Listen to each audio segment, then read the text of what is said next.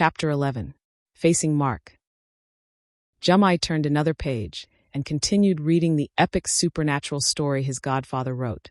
Angel Saintiana further told us that Joey stepped casually away from his bedroom window frowning.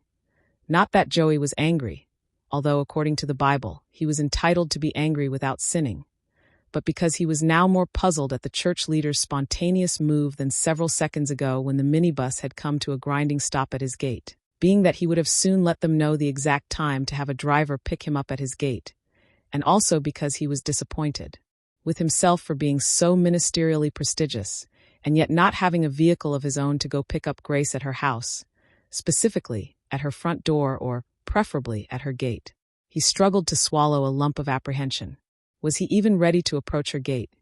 Much more her parents'? No. And what if he would never soon upgrade himself?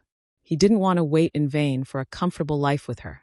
But then again, good things come to those who wait, he reassured himself.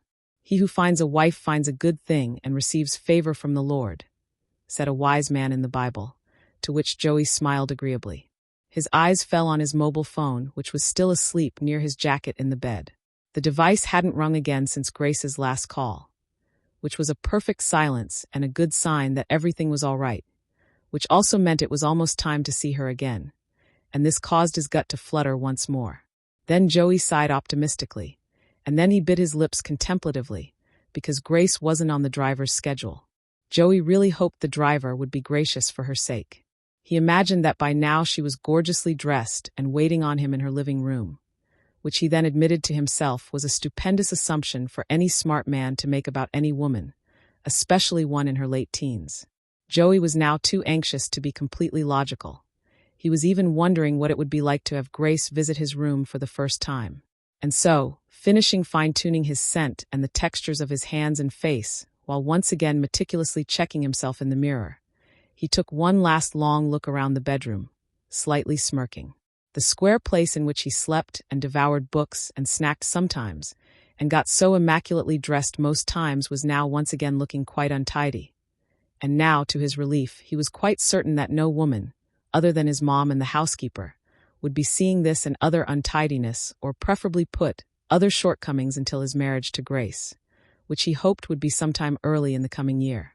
He picked up his Bible, a black leather-bound New International Version, from the bedside table, and then walked out of his room and shut the door. The next and last thing he did, while standing close to his bedroom, which would be a few hours before losing his Grace, was to look at his digital wristwatch, which read 5:04 p.m. "There is a time for everything and a season for every activity under the sun," said that same wise man in the Bible.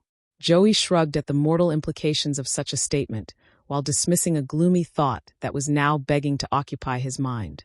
Soon, he began descending the spiral staircase in studious struts, while once again thinking about Grace.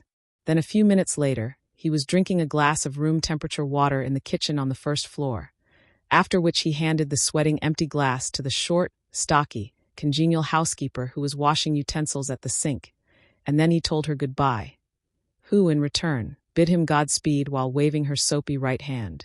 Then he left the kitchen in jubilant strides, then through the living room, and was heading towards the front door. Nearing the door, his eyes swept an intricately framed oil painting, mounted high on one side of the front wall, depicting a happy groom sporting an early 1990s haircut and mustache, and hugging a satisfied, beautiful bride from behind. The Simple Man couple had been married for a decade at this point, and Joey had been living with them for nearly a decade now. And so it was time for him to pose like his dad, to dress like his dad, and to be as wealthy as his dad continued to be, but with less sacrifices that his dad had had to make. Joey relished smart work, not just hard work.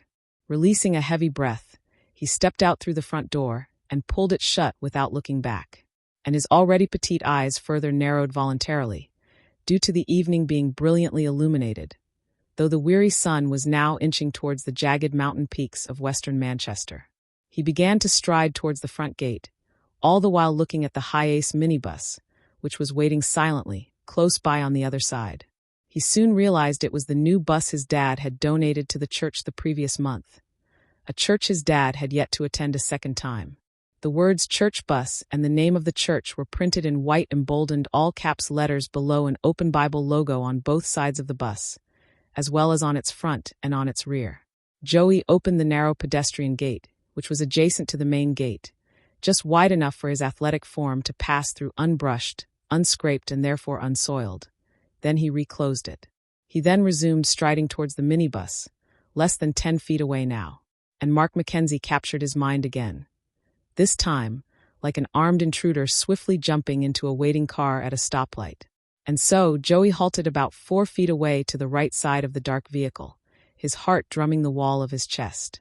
Mark Mackenzie was not only on his mind now, Mark was close to him, very close to him, way too close to him. In fact, Mark was in the flesh and with an eerie vibe to him. And as Joey kept staring at the driver's tinted window to identify who exactly was sent to pick him up and transport him to church, 10-year-old Mark Mackenzie, still naked and bruised, was staring back at him in the tinted glass. And Mark still looked terrified.